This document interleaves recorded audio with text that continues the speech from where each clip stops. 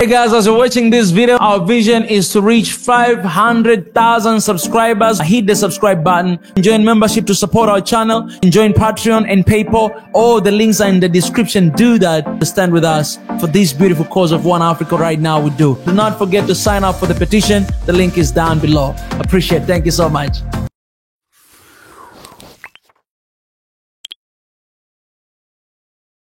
Why in Africa leadership is letting us down. 2 days ago, the video of Eric Prince, a lot of you guys have seen the interview. He was actually talking about poor countries. Specifically, he's spoken about Africa. He talked about the poor leadership. He is insisting that I think it's the time to recolonize Africa. It's quite extreme for someone who is considered to be civilized. He made a video to respond to that and to share opinion. Everything that he said about Africa's leadership, he did not lie. He's spoken about corruption, it's true. Talking about leaders, go outside and do shopping somewhere in the Paris and everything, it's true. Spoken about not really working for the people, it's true. And he's spoken about loans, because all these loans and aid that is coming to Africa, they're not really benefiting people, but they only support the elites in the continent, and it is true. And today I was reading this book. It's talking about bureaucracy and poverty reduction in Africa. The book's name is Africa, Magufuli and Change, an integrated approach in abolishing Africa's modern economic slavery. This is what he said. He said, government programs are structured that the incentives is never to solve the problem, but to see that it is exacerbated and that more money becomes necessary to fight it. In the war on poverty, for example, programs were not designed to give money to the poor, whatever the merits of that would have been, but instead to give money to people who were to provide services to the poor. This program of serving poor people is not really designed to support poor people. So what happened is, if you are a poor person and you're in need of money, then the money does not really come straight to you.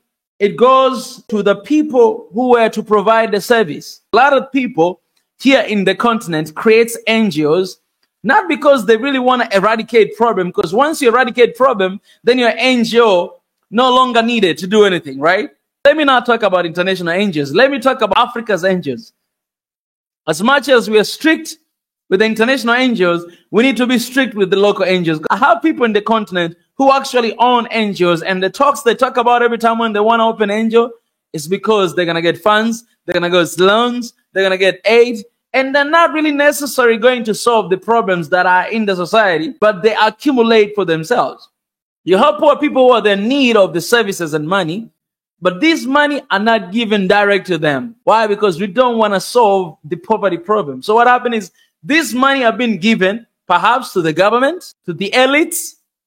This money have been given to the service providers. And you all know, man, bureaucracy in Africa is the real deal.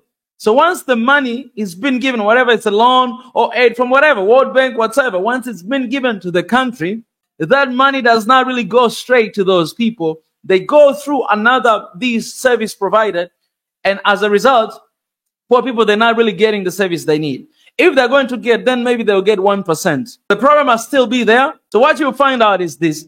So local NGOs, most of them you'll find the CEOs or the work of the NGOs, they're riding Land Cruisers. They pay millions of money only for just a rent. They have to take care of themselves before solving the problem. But mind you, the money that comes is actually to solving the problem. And most of them, the money that is being spent on the ground is less than a single person's salary. So people who benefit from this money are not really the poor. The bureaucracy system, why is there to protect the poor from getting richer. So the reason why poverty is in Africa, because it's very strategic. There must be poverty for other people to make money. This is the world we're living in. It's a sad world because it's very strategic. If you get rid of poverty, no more money. We use the problems we have to create wealth for ourselves. We might be very critical with our West, with our East, but we as Africans, we do the same thing to each other. We have witnessed a lot of people who started organizations and become millionaires. Not every good thing is the right thing. My mission and my goal in life is to do what is right. Do what is right is that you see evil happening and you're not shutting up. You need to speak about it. And if you speak about it, they're going to call you snitch. But that is the right thing to do. Because most of the NGOs and international organizations, they do good in Africa. But is it the right thing to do? Because when you're writing those proposals, but in the application, we don't really do it. And that's why in Africa, there's poverty, and poverty will never be eradicated. No politicians want to eradicate poverty in Africa. I think we might have only 1% of the company and domestic organizations who really want to bring about change. Being a leader is not just about doing a good thing, but it's about doing the right thing. The standard of what we do as Africans to our countries, the standard of leadership in our country should never be about doing good. If we are to eradicate poverty in Africa, a lot of people are going to be unemployed. Start looking at the organization. What are their mission? What are their vision? The reason why I started to call United Nations peace breakers, because we do not see peace while their mission is to bring about peace. So if your mission is to bring peace, why you're not bringing peace, you bring chaos. They look good on the outside, but in the inside, they wish problem to continue to exist. Because money is good and power is good. Once you start receiving money, oh my God, you're going to create problems, even more problems for you to continue to be relevant, just to get more money for yourselves. And that is one of the reasons why I'm so against the AU Vision 2063, because they want to continue to be relevant for 40 years from now. Those vision, it can be done today. So let's just be honest with ourselves. Maybe you're watching this and you have your own NGO.